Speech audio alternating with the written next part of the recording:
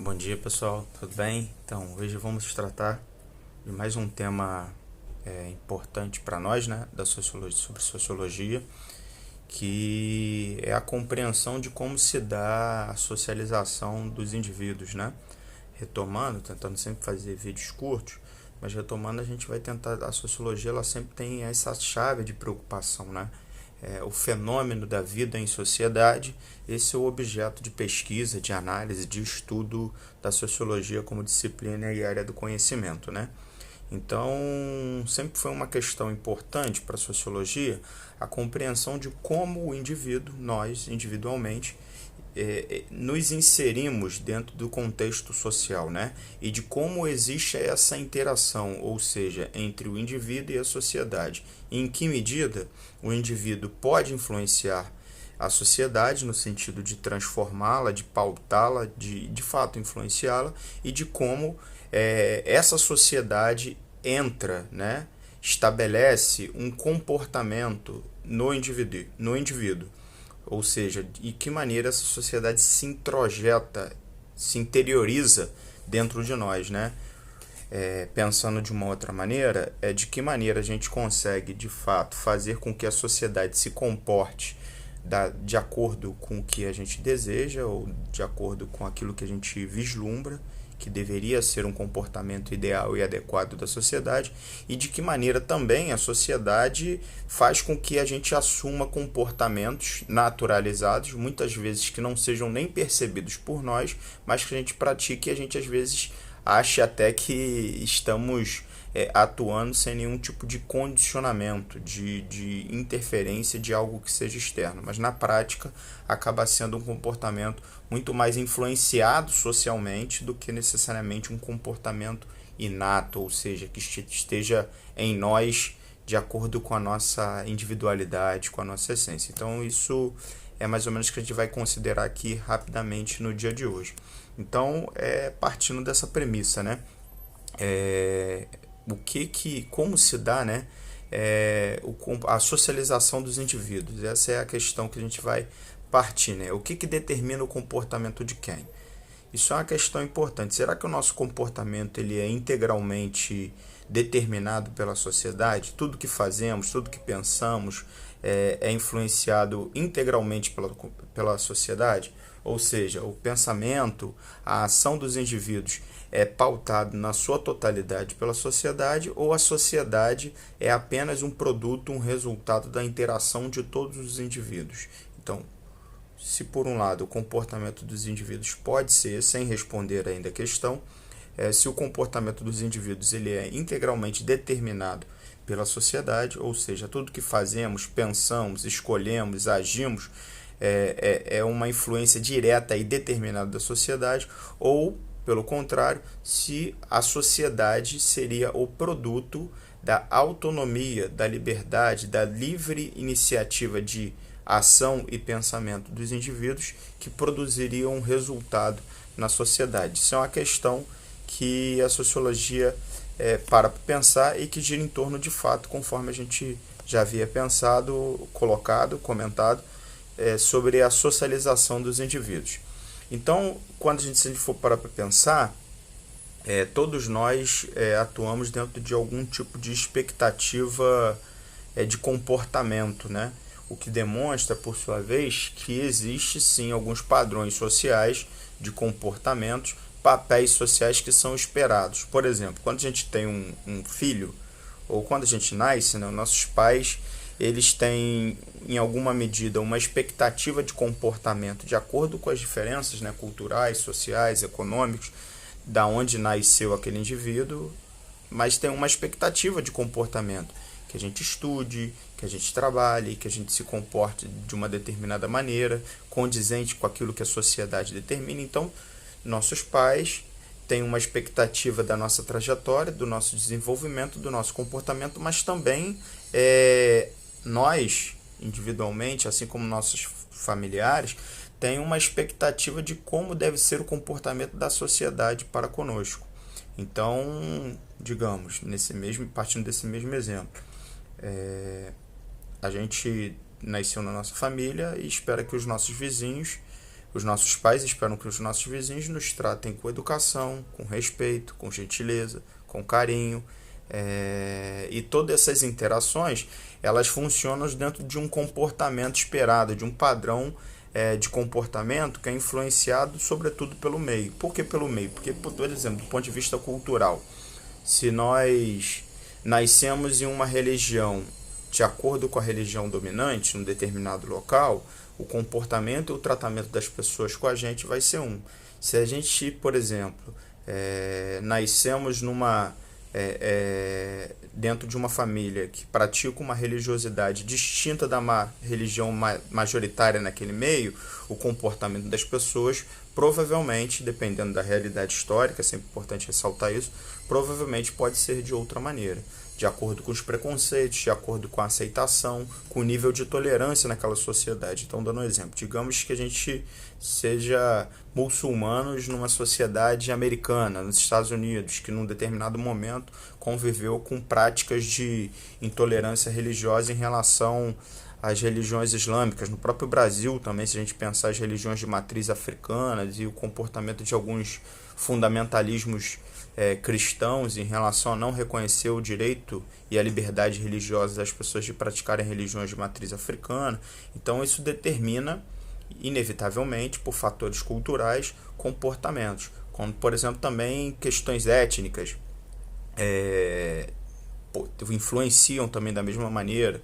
O racismo, né? Se a gente nasceu, tem a pele negra, ou seja o que for, em qualquer realidade, o nosso pertencimento étnico, de acordo com o nível de tolerância social em relação a essas diferenças, podem determinar esses papéis sociais, tanto no plano individual, porque, por sua vez, por estarmos inseridos em uma sociedade preconceituosa ou não, isso vai influenciar o nosso comportamento individual, como também reflete o comportamento da sociedade no geral em relação a essas diferenças. Da mesma forma, a gente pode pensar em questões de gênero, sendo homem, mulher, né? Pensando também que o fato de nascer homem e mulher, a própria família já estabelece um comportamento e um papel social para nós. Meninos vestem azul e meninas vestem rosa. É uma brincadeira, mas isso, por sua vez, reflete um certo senso comum daquilo que a gente conversou na aula anterior sobre comportamentos sociais e processos de socialização que se dão na nossa inserção na própria sociedade. E da mesma forma, se a gente for pensar dentro de uma perspectiva econômica de classes sociais, se a gente nasceu numa família rica, provavelmente a gente tem algumas condições, algumas possibilidades e alguns limites. Se a gente nasceu numa família pobre, mais empobrecida, as possibilidades sociais e econômicas nossas são algumas e as dificuldades ou os limites são inúmeros, né? Então, o que eu quero deixar de antemão mais evidente é que existe uma dinâmica entre a nossa condição individual na sua relação com a dimensão social mais ampla, que, por sua vez, a gente vai produzir a reflexão no caminho que se isso é determinante ou não. Eu na verdade, na aula de hoje, eu vou muito mais trazer o problema, dimensionar o problema, do que necessariamente dar uma resposta imediata a ele. Porque quem dá a resposta a essa questão, se as estruturas da sociedade determinam o comportamento do indivíduo, ou qual é a margem do indivíduo para mudança dessas estruturas sociais, isso, na verdade, as respostas são iniciadas, né, as tentativas de resposta, com 3 pensadores que são muito importantes. E aí, ao final, eu vou deixar uma questão em relação a eles. Mas aí, se a gente for parar para pensar, novamente voltando, existem 2 momentos desse processo de socialização de cada indivíduo, né? A socialização primária, que acontece no seio familiar, nos primeiros momentos de vida, em que a gente, de fato, começa a compreender algumas coisas melhor, a obtermos, né, uma certa inserção num determinado contexto social, ainda reduzido, mas não deixa de ser um contexto social, porque ali a gente aprendemos já de início algumas regras de comportamento, algumas coisas que, de acordo com aqueles valores presentes naquela sociedade, são certos ou errados. Por exemplo, bater no amiguinho, bater na irmãzinha, ser violento ou não. egoísta ou não, ou seja, eu quero tudo e não tem nenhuma restrição. Então a gente começa a confrontar as primeiras restrições do ponto de vista de comportamento individual, que estão ligadas ao nosso egoísmo inato, né? O nosso desejo de que as coisas aconteçam da forma que a gente queira. Então papai e mamãe já chegam de início definindo algumas restrições, como também o próprio, de acordo com esses padrões culturais e esses valores, como também já se dá uma inserção cultural. Depende língua, crenças, né? Rituais, como coisas de dimensão religiosa, Natal, Páscoa, coisas nesse sentido. Isso seria a nossa socialização primária. A nossa socialização secundária é quando a gente começa a sair do meio familiar e a interagir e também lidar com outras demandas, com outras exigências, com outras expectativas presentes no âmbito da sociedade para além do meio familiar. E aí é no ambiente escolar, é na igreja, é no time de futebol, é em tudo aquilo que está para além do seio familiar. E aí a gente começa a ter um processo de socialização secundária, que a gente também começa a perceber que o nosso comportamento no nosso ambiente familiar, ele não está circunscrito, vamos dizer assim, ele não se reproduz nesses espaços externos. Desculpa, não nada circunscrito. O comportamento que é possível, a maneira de socialização que a gente tem no nosso meio familiar não é igual ao que está para além da nossa família. Ou seja, relações afetivas, intimidade, determinados comportamentos, tolerâncias a determinados excessos, né? São muito menos permitidos, toleráveis e aceitáveis nessa dimensão da socialização secundária, em espaços que estão para além da nossa família. Então a gente percebe essas distinções. Isso permite a gente dizer que, em alguma medida, existe um papel social presente e esperado em cada indivíduo, né? Da sociedade, esperado em relação a cada indivíduo. Então, inevitavelmente, a gente cumpre papéis sociais de acordo com o espaço, de acordo com aquilo que exige em cada ambiente social de socialização secundária. Por exemplo, para dar um exemplo, mas isso a gente vai aprofundar depois. A gente não se comporta numa festa da mesma maneira que a gente se comporta num momento religioso, numa missa, num culto evangélico, numa reunião,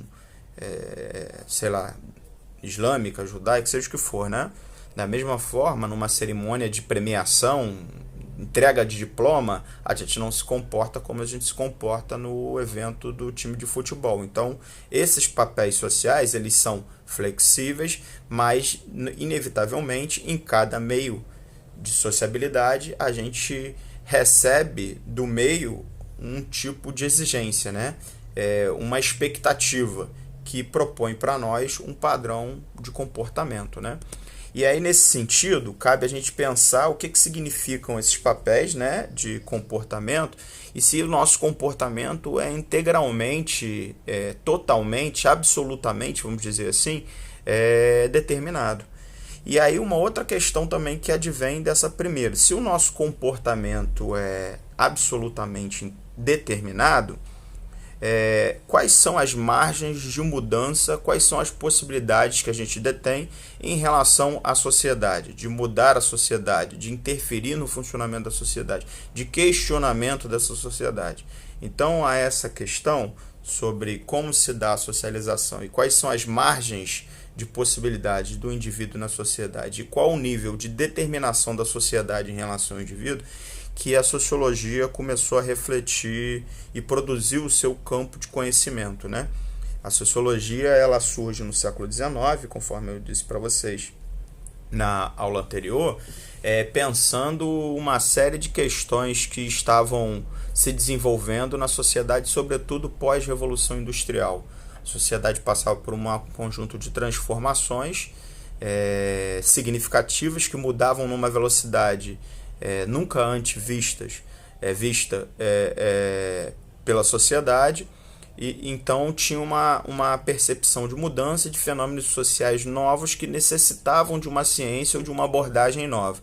E é a partir de três pensadores que a gente tem a fundação, vamos dizer assim, do pensamento sociológico ou da sociologia como disciplina e tentativa e forma de solucionar e de compreensão desses fenômenos. Esses pensadores são Emile Durkheim, Max Weber e Karl Marx, né? Então, na próxima aula, a gente vai estar entrando, porque os três, esses três pensadores, cada um à sua maneira, tenta, em alguma medida, produzir, primeiro, a reflexão do que é a sociedade e de como se dá no âmbito social essa relação entre sociedade como conjunto de indivíduos e o indivíduo na relação com esse conjunto. Então, são três abordagens, são três pensadores muito ricos do ponto de vista da contribuição, do pensamento, da reflexão, e que cabe a pena, e que vale a pena a gente entrar para a gente refletir sobre isso, né? Sobre como a gente se insere na sociedade, quais são as determinações que a sociedade produz sobre nós, quais são as influências que essa sociedade gera no nosso comportamento, no nosso ser, no nosso dia a dia, muitas vezes sem que a gente até tenha consciência em relação a isso, e quais são as possibilidades reais que a gente tem de influenciar a sociedade, de transformar a sociedade, de alterar o funcionamento da sociedade para que ela possa funcionar de acordo com aquilo que a gente tenha expectativa, beleza? Então eu vou passar um exercício de pesquisa para vocês, breve, não precisa fazer um texto grande, a intenção é que vocês comecem a minimamente a conhecer um pouco sobre a sociologia, e eu acho que inicialmente seria interessante através desses pensadores. Então vai ser uma pesquisa para que vocês façam a escolha entre um dos três e conte um pouco sobre quem são eles, né? Caso escolham Marx ou Durkheim ou Weber, falar um pouco sobre a biografia desses pensadores, mas não precisa ser nada longo não, limite 25 linhas, mas eu vou detalhar lá nas instruções, beleza pessoal? Um grande abraço, é sempre difícil fazer esse resumo, porque não tem pausa, porque não tem interação, não tem diálogo, mas vamos tentando aí para ir cada vez mais melhorando e aperfeiçoando. Grande abraço.